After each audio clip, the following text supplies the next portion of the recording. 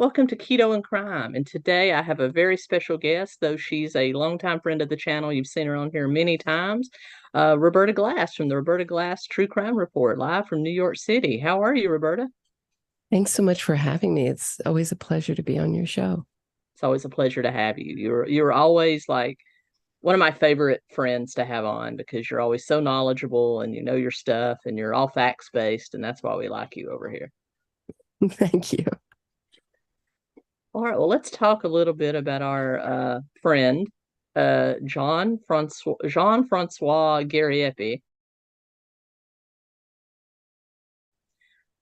He is a online personality, not so much on YouTube anymore, since YouTube has pretty much nuked all of his channels. But he rose to prominence on YouTube in the mid 2010s by being in what we call the red pill manosphere, true alt-right kind of content. He's very much, I'll just say it right out, he's a misogynist. He is a not so nice person, and he rose to prominence along with Andy Worski and Nick Fuentes and a bunch of other really top behaving gentlemen, quote unquote. Way to put it. Yeah, and really has a lot of very he's a PhD trained neurologist. He is trained in science, so he does have a fundamental understanding of science. I mean, I have read some of the stuff he's written. I mean, as neuroscientists go, he's pretty brilliant, but he has this strange eugenics twist on everything that he believes. He's very popular for believing that certain types of people are superior to other types of people. And I'll leave it at that, knowing that the YouTube gods are listening. But he has been married 3 times, lost his oldest son in a custody battle with his third wife, was asked not to return to his postdoctoral position at Duke University after dating a lab assistant. He's also had lawsuits filed against him for dating a young lady that had the mental capacity of a 10 or 11-year-old, until her family finally intervened. He actually moved her across country from, I believe, Louisiana to Texas, and her family had to essentially go get her. And now his latest girlfriend slash wife is now missing. She is also a mentally challenged lady from from Quebec and Prince Edward Island in Canada, and now she's missing. Right. Just one correction: yeah. That of the 19-year-old with the mental capacity of the 10 to 11-year-old, she was moved from Texas to North Carolina. It doesn't really matter, but just to keep it. What did I get? Louisiana. I'm so sorry, but thank you for correcting me. But I just think, so we don't hear from JF, you low IQ normies, you don't even know the state. Yeah. You're female. You know, if it was the 1920s, yes, I could control you, but I can't. That's right. That's right. He's dreaming about it being the 1920s, and then he lashes out at me for being out of date. So, you know, I think you left out that also he got $25,000 from Jeffrey Epstein, and his mentor was a man by the name of Platt, and he's left Duke, so this is his time at Duke, and so Jeffrey Epstein gave him $25,000 to start Neuro TV. And you can still see there's one episode still up. But like everything related to Jeffrey Epstein, it's been totally scrubbed from the internet. Yeah, and he actually said JF actually said pretty blatantly he didn't care, that he didn't regret taking the money from Jeffrey. And actually, when he tried to publish his latest book, he actually, before, you know, the whole Epstein thing broke, he actually wrote to Jeffrey again trying to get more money for his latest book. So he's not above taking blood money to do what he needs to do. They're very much ideologically aligned with their ideas of women. And he calls himself a psychopath. The psychiatrist in the court case, his custody case with his third wife, concurred and said that he had a stunning lack of empathy. And what we're seeing now is I'm just going to refer to her, 𝗚𝗨 Patwan,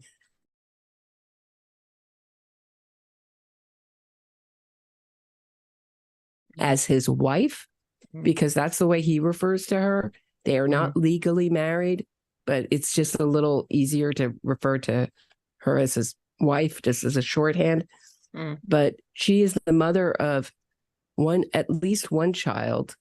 We know people have seen her pregnant with her second child, but nobody has seen that second child as far as they know. And that's sort of the hubbub in that small area in Prince Edward Island. Where is the second child? And we know that the subject of children is off limits. So what this has progressed, what we're seeing is a kind of reaction that we have never seen before in any true crime case before, which starts out as a missing person case. We usually see the husband at least feigning or trying to feign upset. In this case, he's saying it's been wonderful. He never called it in. She's been gone for 4 months. He says he dropped her off at a gas station in front of cameras, and he has had 4 months of happiness. It's been wonderful. He's been able to clean the house, get it sterilized, put in drywall the home, which has made people really concerned. And right before the stream, before she disappeared, that's the last time anyone saw her online, he was accusing her of terrorism. And he has not been shy on going on every single stream and podcast that he can to talk about it. And he posted on Twitter that he about October 7th, when the story actually broke that she was missing, and the Royal Canadian Mounted Police were looking for her, that he dropped her off. She was going to go off on some grand adventure, kind of a survivalist style. And he just dropped her off and let her go because that's the price of freedom. That's his big thing, that everything's the price of freedom. Yeah. Right. The price of freedom. Liberté. He wanted her to have her liberté. He's for women's rights, and I believe his sock puppets, this is just my belief, it doesn't make it true, have been leaving comments like, on my videos, like, if I had kept her, then you would be, if I told her not to go and stopped her from going, you feminists, and I'm not a feminist, would be angry because I held her back from her. But since I didn't mind the mother of my child, at least, maybe 2 children, to go out into the wilderness with a small, tiny bag and one pleather coat that he says, he's always very dismissive and negative when talking about her. That's something also that we don't expect. In a missing person case, we expect people to be raised to angelic levels, like they were so wonderful, they were the greatest person ever. Instead, we're seeing she was destructive to the pillars of the house. She was wasteful. I'll save so much money now that she's gone. I've had 4 months. Basically, he's saying 4 months of peace and happiness. He didn't say peace, but he did say happiness. But that's the feeling. It's been wonderful without her. What can I do? I cannot hate her. I cannot be frustrated about this. And that's it. So that's why I had to take 3 days total to... I made so much cleaning, so much reinstalling, so much plastering of the walls, construction, renovation. I wanted to set the home in the way I like it. This is something so unusual that we've never seen. And then, of course, in the beginning of the investigation, he was saying the most important thing about his story was not the last moments he had with 𝗚𝗨. Like, I looked at her, we looked at each other, said, so sorry that this long-term partnership is over. So sorry that, our relationship has fallen apart. Please take care of the kids, some sort of detail. Instead, the most important detail is that the cameras were there, giving him an alibi. That's the most important detail we're supposed to remember from this, is that he has an alibi. He's on camera. And then all of a sudden, we hear about it gets changed so that someone's seen her in this outfit he doesn't remember, this pleather coat I mentioned before, on the 19th. And that's strangely the last text message he received from her, about an hour away or 2 hours on bus. But he calls it 2 hours away. So people have speculated that perhaps he had taken a bus 2 hours away, and that's where he wrote the text message to himself while he ran a macro on his computer, making it seem like he was at home, which he has bragged that he can do, and written the text message from her phone to himself, and then ditched the phone there and taken the bus back. So if that, and he's the only one who knows that, and that's where we get that 19th sighting. Strangely, someone sees her right on the day that only JF knows is important. Very strange. Yeah. And she just disappeared into thin air. I mean, I don't know much about Prince Edward Island or Quebec, but I do know that there's a ultra marathon running trail through there called the Quebec Mega Trail that is very heavily wooded. And so there's lots of places people can get lost, and you just don't. I don't care how much of a feminist you are, that if my wife, my partner, suddenly decided she wanted to go off and live the survivalist lifestyle with no training, no background, and minimal equipment, I would have something to say about it. And it would have less to do with me trying to control her and more to do with being generally concerned for her. And that's the question. That's what I'm asking myself, is can they charge him with something like neglect, given her disabilities, and he being essentially her caretaker? I just ask a question for your audience. Would they leave their cat or their dog? Because we all know how much they love the woods and the outdoors. They weren't happy in the apartment. I'm sure my cat would be much happier for a night out in the woods with all those smells. But could he survive? I'm talking about a cat. I'm not comparing Laura to a cat. I'm just using an example of a lesser, smaller situation. Would they leave their cat or dog out in the wilderness? Would they, explore the wilderness and be like, oh, they, with really no survival ability to survive out there? And he says, oh, well, she's done this before, because one time, and I think he's basing this on one clip, because he's scrubbed the internet of everything having to do with Laura. Every episode she's in, he scrubbed, as far as, and of course I haven't checked this out myself, but this is what I hear, is that it's all scrubbed from the internet. But the one thing that one thing that's left up is a little clip of her talking about how one night she slept out on the street in France. That is not a survivalist. And then, of course, the survivalist story changed to now she's sort of urban trekking. But the more interesting thing is that he told the investigators she will be leaving false traces. She will be hiding from the cameras. She is basically she's a master of disguise. She's like Fletch. This may be for the older audience.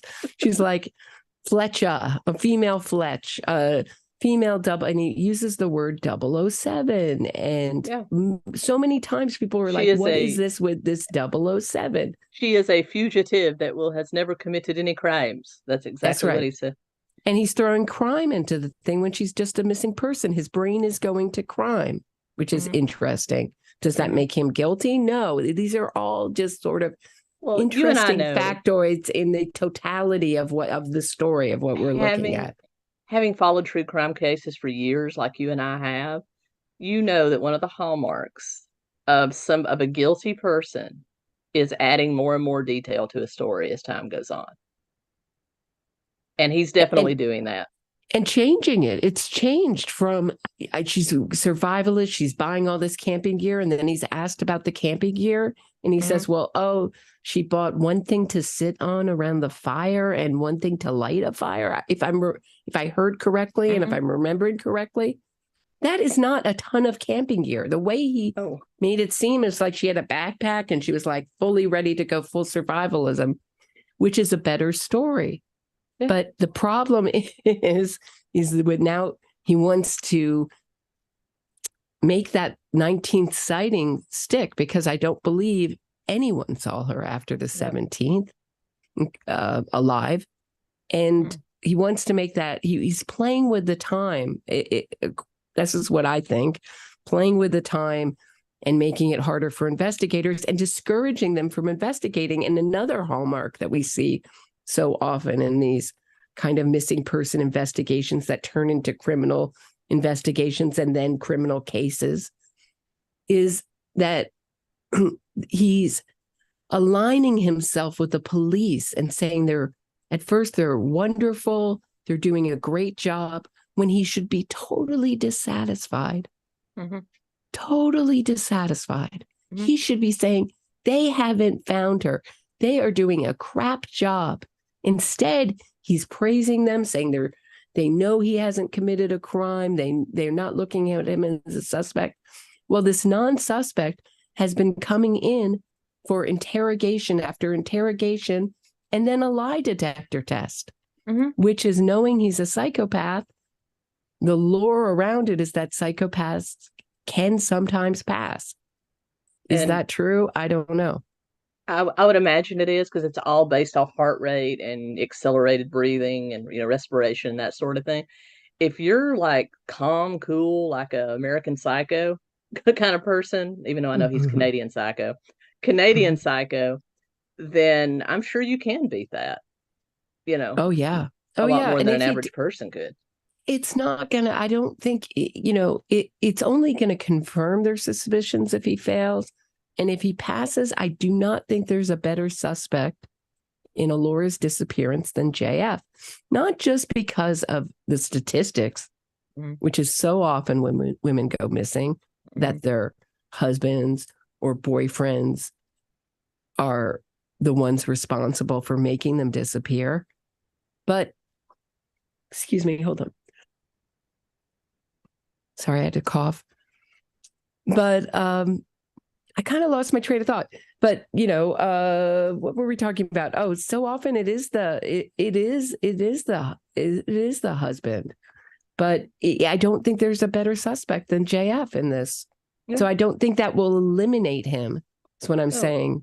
If he's being brought in for interrogate, that they're concerned about his involvement. He's a person of interest, if nothing else, and they'll continue. I mean, I feel so bad for the poor girl. I hope she's alive. I mean, but you're right about her entire existence being wiped from the internet. I have searched and searched. The only clips I can find of anything referring to her off of other people's videos they've already done, like yours or 𝗂𝗏𝗄𝗏, a couple of others that still have some clips of her. And the most notable clips are the ones where she, kind of breaks in on his show, and that one that went viral where she accused a No White Guilt, another YouTuber by the name of No White Guilt, of having attacked her in the past, and then JF explained it was because somebody that looked like him to kill me again. Okay. And I'm fucking sick that you're fucking me with me. You always follow me everywhere, and all right. And you say you want to make spiritual movement, but you fucking tried to kill me for 3 years again. You're a fucking psychopath, man. She's very clearly, what's the nice way to say it? She's not of normal brain function.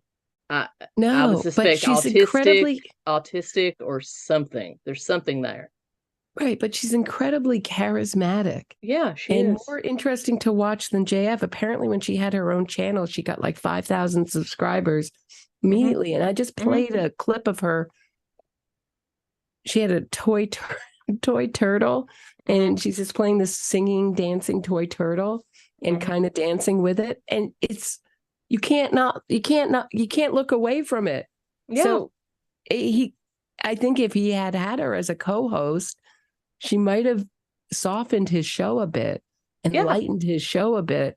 But in typical JF fashion, you know, he's such an egotist that he couldn't really handle that. So her shows quickly, you know, faded into nothing. She did a whole Christmas of cooking, mega course meal for him, for both of them. And we haven't seen so much of that, is from what I understand of people who really have watched him in the past years, that she has diminished in those kind of long episodes of just her cooking or just her and JF. But more interesting to this story is that there was an act that was just put in to effect in Canada. So JF doesn't call anyone for 4 months when she's gone. He says he took her to this is his story. Not that I believe it, but this is his story. He took her to the gas station. He dropped her off in front of the cameras. Most important thing is his alibi. In front of the cameras. And that was it, right? And he just said, let you have your liberté. And he went home and redid his whole home. Okay, fine. But what's more, and that was in June. What's more interesting is in September, this Missing Persons Act went into effect, September 9th, in Prince Edward Island, Canada, that allows the police access. So when someone's missing, they allow access to everything. And because his financial records and her financial records and his phone and her phone and computer and life is so mixed, they have access now to everything.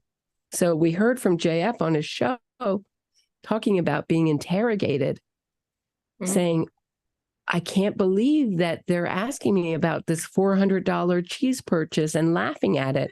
So now his attitude, so it's notable in two ways. One is his surprise. He had no idea that they could get this. And he says so much, maybe not directly, but that is what you get from what he's saying. Like, I had no idea that they could do this because before September 9th, they couldn't. And I hope I'm getting that date right, but I think it is. Somehow it's sticking in my head. Anyway, and so now they can go through everything, his internet searches, his text messages, any kind of thing that he has on his computer. They have access and without his knowledge. And I think they're telling Alora's parents and anyone close to this investigation to be quiet. So much of this investigation is being done in secret because they know how smart JF is, and they know that he can do these kind of things technologically that he brags about on the internet, like running macros. And so it makes it look like he's at home on his computer when he's out, you know, maybe on a bus or doing something else nefarious. Yeah. So, I mean, of course, this is all speculation. I don't know, but anyone who's lived life more than 15 years on planet Earth looks at JF and looks at his story and scratches their head and goes, this isn't right. This doesn't feel right. And other people have said, well, he's autistic. And that's a defense Robert Durst, very similar personality type, whose wife went missing and who died, never tried for the murder of his wife, even though he confessed to his friends that he didn't, and that came out in his murder trial of his friend. But mental illness, the claim of mental illness, right? Only get you I do so not think far. This is not autism. This is a psychopathy, and why I don't think we have a discussion of psychopathy in this country, and why it's such a taboo topic is because for the left, and I grew up in a leftist, very far left radical family, like get your sign out, we're going to the protest, summer camp, your, postcards from my mom at summer camp, I've been arrested for some political gosh type radical family, is that the leftist ideology is based around the idea that we're all the same, we're all people, which we are, but that we're all kind of alike and we can get better. And psychopaths, there's no cure for psychopathy. They only get worse with therapy. there's no improvement. So there is no sort of transformation. Well, that's another falsehood. We're not all the same. We're all the same at the cellular level, and we're all the same at some basal level. At spiritual level, maybe. But cultures don't always intermix. We see what's going on in the world right now. There's a lot of generational hate going on there. You're looking at people that will never fundamentally be the same. And that's the big falsehood with the left. We're not all the same. Some of us are very, very different than others, and we need to stay in our lane. Right. So they'll say things like, because I talk about the wrongful conviction movement, they'll say things like Kim Kardashian, for example, don't judge them by the worst mistake they've ever made, like it was a mistake. Like killing 3 people is just a mistake. Like, whoops. But if you look in at people, usually there's multiple mistakes going on in that person's life. This is not the first time they've done stuff like this. Or they'll point to poverty, or they'll point to something else that makes the victimizer a victim. And it's a real central trope to our, even though, you know, I just did an episode on, his last name was Cure. I'm forgetting his first name, but he was one of these exonerees that I talk about. So basically, if you get your conviction overturned in any way by fraud, by innocence fraud, by legal technicality, by appeal, I mean, you know, like any little thing, it's an exoneration. You know, so in their mind, O.J. Simpson, you know, you're acquitted, it's an exoneration. Anything's an exoneration. Right. So this guy was supposedly exonerated years ago, and then he gets pulled over in a traffic stop and tries to kill the officer. I mean, he was trying to push him out into traffic and try to put his hand over his face and his neck. Yeah. And that officer did his best to not escalate that to violence. I mean, he used a taser, which didn't work. Then he tried to use the nightstick, which didn't work. And then he finally had to shoot him to save his life. But the officer is the villain now. Right. And there were protests over that. And the media was trying to hype it up before the full footage came out. Mm-hmm. So as a kind of police brutality situation. And so they were trying to turn him into a victim. And so, you know, the main thing was that, of course, they had to stick with this exonerated, like, you know, don't even go there, that he may have committed this crime. And he may have, you know, the main thing was that we home that 3 previous convictions for the same thing.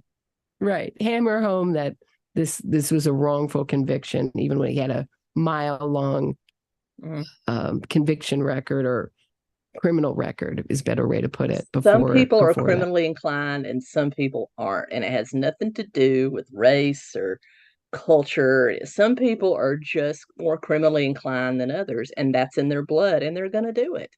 And so that stuff has to be taken into consideration. We are not all the same. I really recommend Stanton Samenow's book. I can't remember the name of it. It may be called Inside the Criminal Mind. Mm-hmm. I think it is. And he was someone who treated criminals. And he said, you know, there's just some people who like the excitement of it. They like the lifestyle. They like the excitement. They get into it.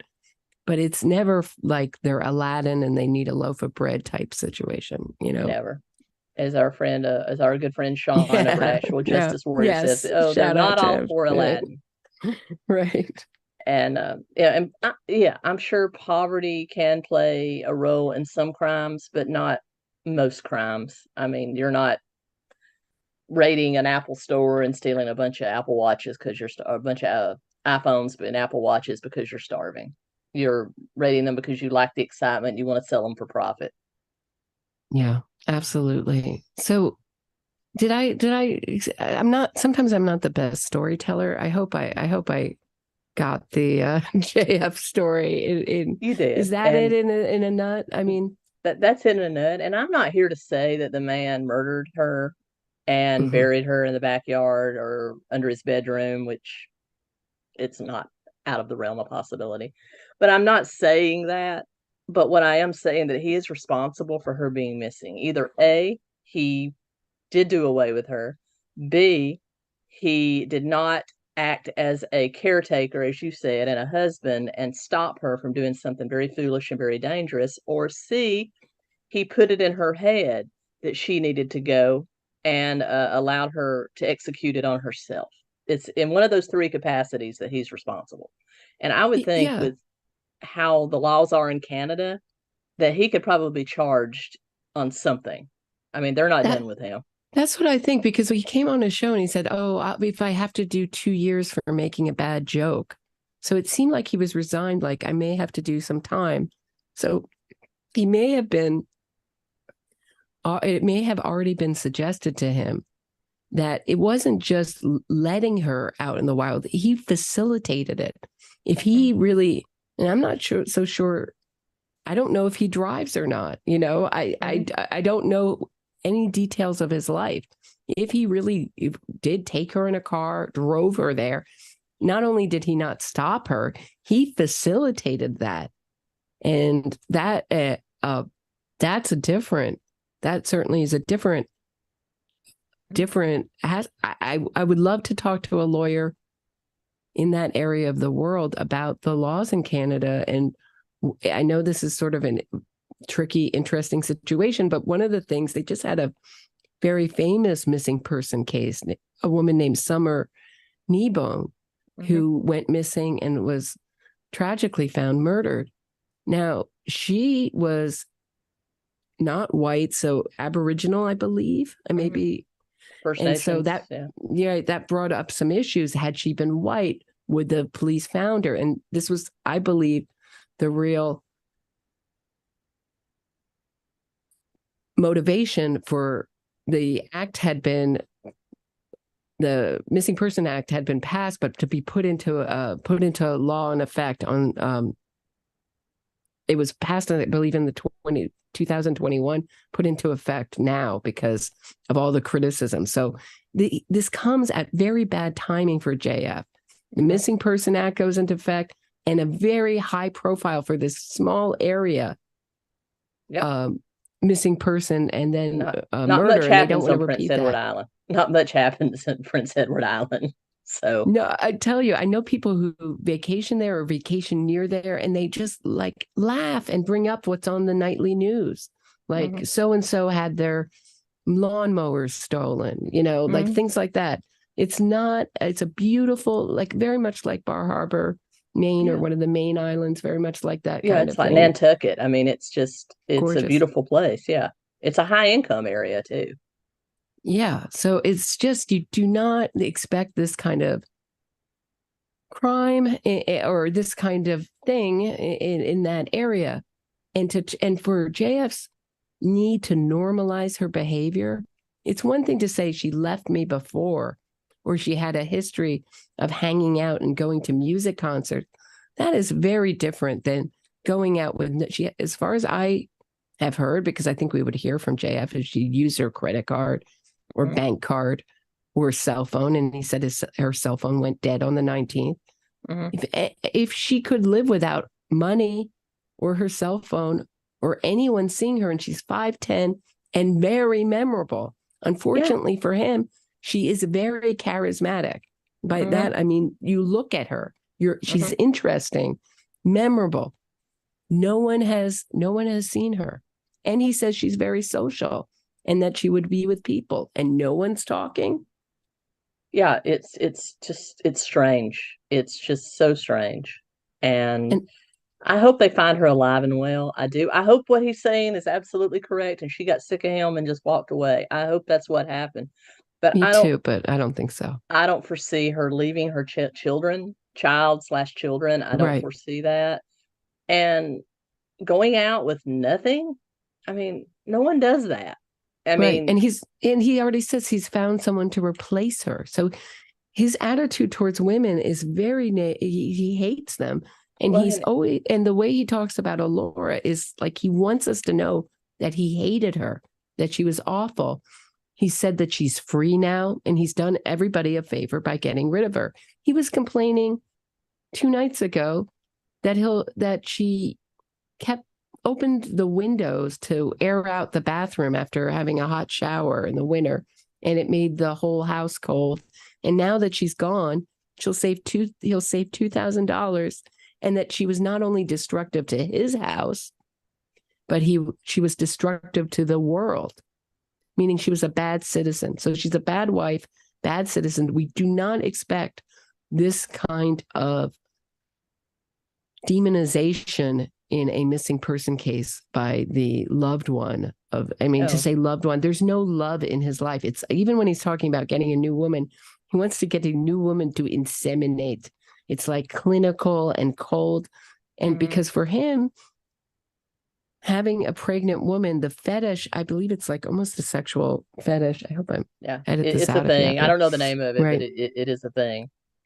But it's not even just about, it's about power and control, that he will have legal control and he can immobilize her. The types of women, the 19-year-old and now her, who's obviously has some sort of, she's on the spectrum in some way, shape, or form, to prey on. He preys on the weakest among us. He's not going to go after somebody like you or somebody like me, somebody that would put him in his place. He's going to go after the weakest among us, and that's the scary part. Well, we're just out of date normies, 𝗟𝗂𝗃. He's not interested. But he seems like he'll take like any woman who comes down the pike who's interested. He doesn't see, that he can control, that will kind of bow to his wishes. And he says that he will not take anyone who's destructive to the family, who wants to destroy the family. That's always like brought up in context with 𝗟𝗏. So my thought was, 𝗟𝗏 said, I'm taking the kid or kids. I'm out of here. And he's like, I've already lost twice in court. I will not be defeated. The ultimate winning is he eliminated her. He made her totally a non-person. He not only eliminated her, he eliminated every trace of her on the internet at a time when we would expect him to be making 𝗟𝗏, he calls her Mama JF, which is so telling. It's like an extension of him, but 𝗟𝗏 compilations, celebrating her. Has anyone seen her? He won't use her name, which is very concerning. And he will not show a picture of her, and he scrubbed her. So it's exactly, what's so interesting about it.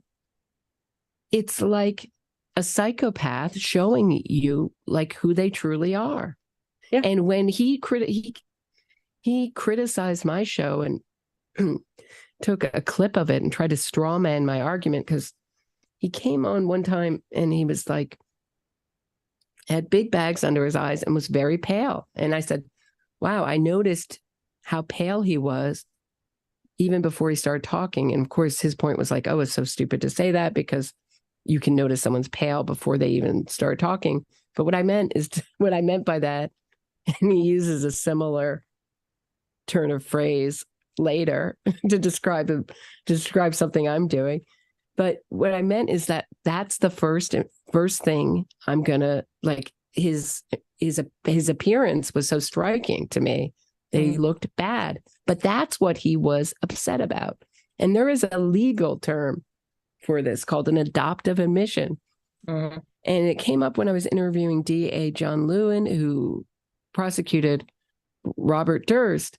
And Durst, when he watched the movie All Good Things, which was a fictionalized based on his relationship with Kathy Durst and her disappearance, when he watched that movie All Good Things, he was upset because he was portrayed as killing his dogs, and he loved his dogs. So that's what upset him, not the portrayal of him abusing his wife and killing his wife. That he thought was okay. So that's called an adoptive admission. So when he saw my whole show, and he said he watched all 2 hours of the stream, and I insinuated that he made his, I said straight out that he made his wife, quote unquote, disappear, that he was in a coercive, controlling relationship. The thing that he objected to was that I remarked on his appearance. Especially where his head's at, it's all about him.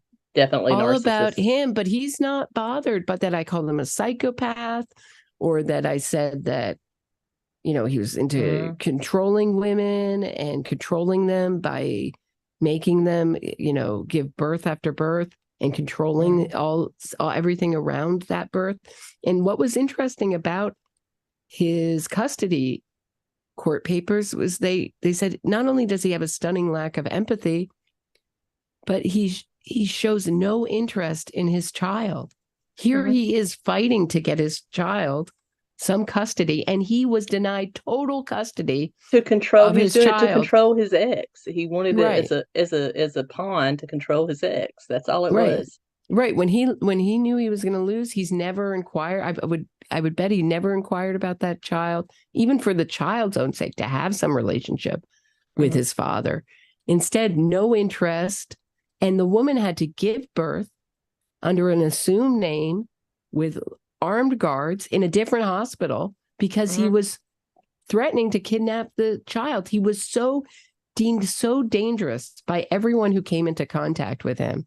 Because they divorced all in helped July. her give birth in secret. Yeah, because she left him in July and gave birth in December. I mean, it was like a whole series of things going on there. Yeah, very, very. I mean, this just shows his, This was 2015 for anybody out there who wants to look it up. Right. And then they made him talk to a psychiatrist, and they're like, well, if you want custody of your kid, you have to do this homework or look into this kind of therapy. He never did any of it. And they were like, sorry, dude. Like, it is so rare in our society for a father to be totally locked out of any communication with his child. Denied visitation, denied supervised visitation. They felt he was too dangerous for supervised visitation.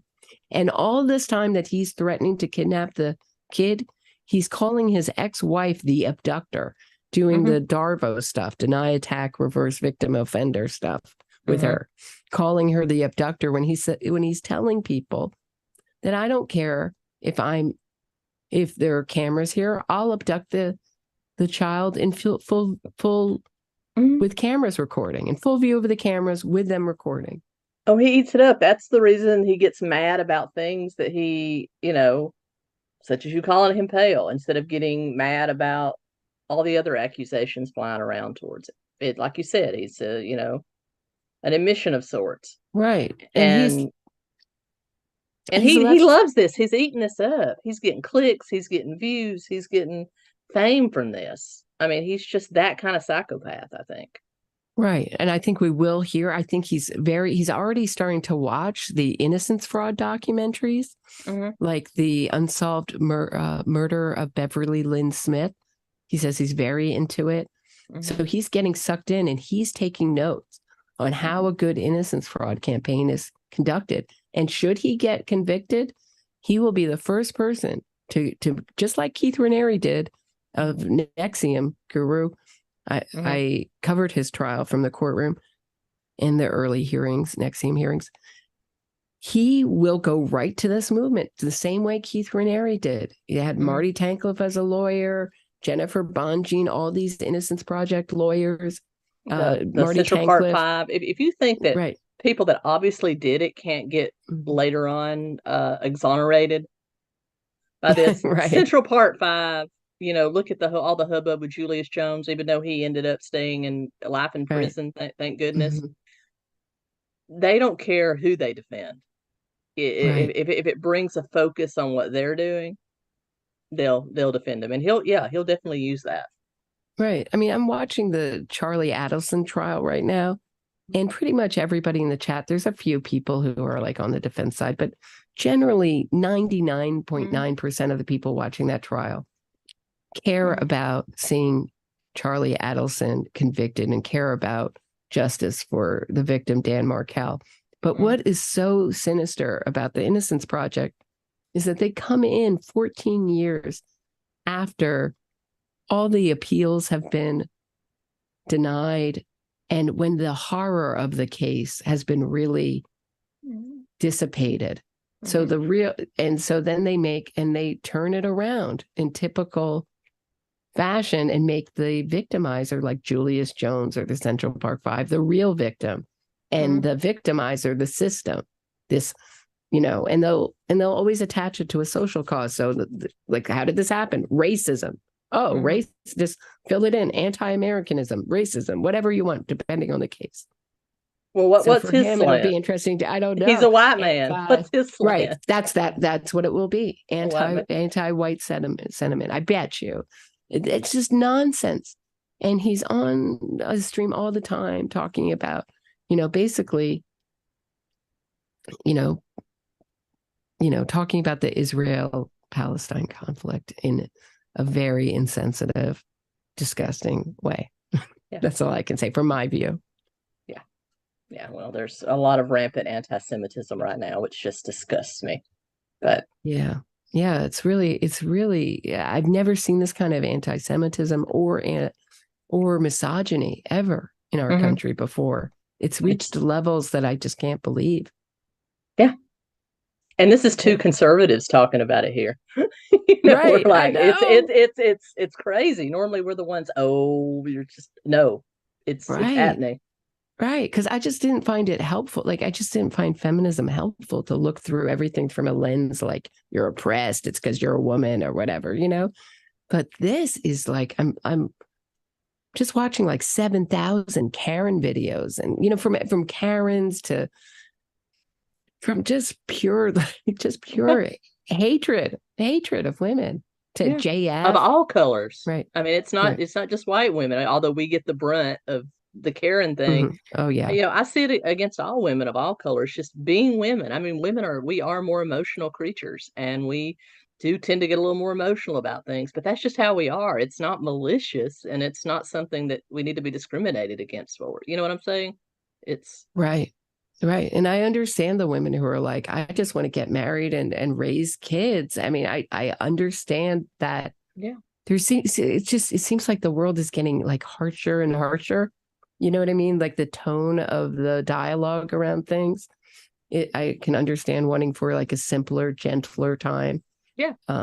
I totally stand with anybody that I'm not what you would call, I'm certainly not a feminist of today. I would be what you would call first or second wave feminist. We were actually fighting for something that was real, like the right to vote. Of course, that was way before my time, but the right to have body autonomy, the right to be able to work and make a choice if we wanted to stay home or get a job. I'm a feminist in that regard. But beyond that, all this other stuff, no, I'm in no way a feminist, a modern feminist. I'm with you. Yeah, I think it's for the birds. I think we're on the same page. Yeah. So is there anything that we didn't cover with JF? I mean, it's just such a crazy... No, I mean, if anybody wants to go, I mean, I think he streams on 𝗙ecie. I believe that's the only platform he's on. Everything's been scrubbed from YouTube. There's nothing. But so if you want to go check out the crapola over there, the shit and shinola over there. Yeah, unfortunately, I've had to show like a lot of his content. The content that we talk where it's related to Alora on the stream. And watching it, you're just like, who's watching this? Who's giving this guy money? It's amazing. But when you have these personalities that are so unself-aware, it is fascinating. I don't know if people are hate watching him, but I think he really does have his supporters. Oh, absolutely. Way back when, I used to watch, when he was on the Andy 𝗟𝗏𝗏 show on 𝗟𝗏𝗏 Live, I used to watch. Andy 𝗟𝗏𝗏's always fascinated me. There's another Canadian crap show. But it was just fascinating. And that's the reason JF was no longer on Andy's show. Andy fired him because JF basically took over the show and considered it his show and told Andy to shut up one day on air. So that's just the kind of egomaniac he is. Well, he's threatened me, he's threatened me in comments, from his sock puppets that are always very long using, I mean, forgive me if it's not him. This is just my opinion that it is him. And it comes into my, threaten to dox me and make me a lol cow if I continue on. But,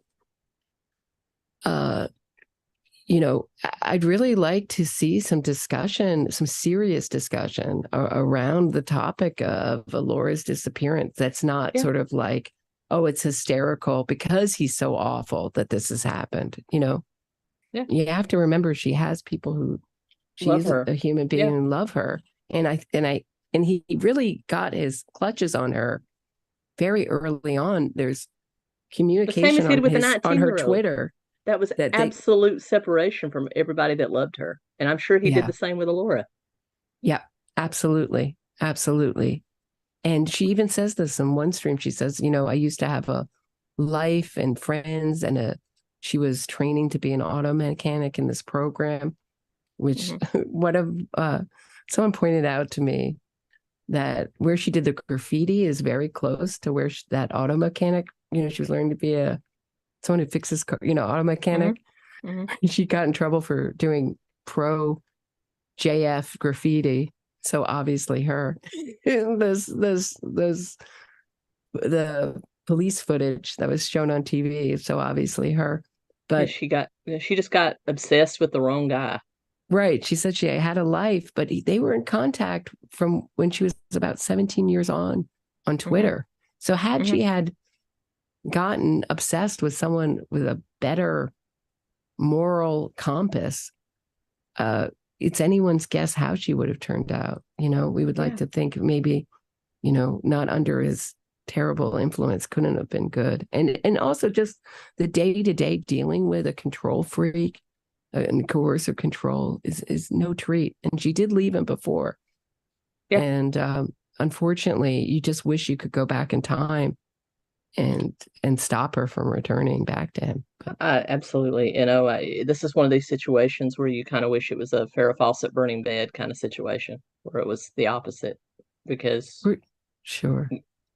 And I know that's terrible for me to even say that. And so there you go. Don't mess with Tracy, right? I know. He says he's going to dox my criminal history. I'm like, and my love life history. I'm like, good luck with that one. Well, that's going to be a very boring history. Fairly boring, right, dude? Good luck. Good luck. Yeah. But yeah, Roberta, thank you so much for coming on. And everyone, if you don't know where to find Roberta, she's at Roberta Glass True Crime Report here on YouTube. I'll link everything up there and down below. And thank you again for coming on. And podcast. I'll starting to try to get a little bit better at self-promotion. I hate it so much, but I'm terrible at it. But everyone, thank you so much for joining us. I'll see you soon with another video. And until next time, 𝗙𝗑𝗀𝗃.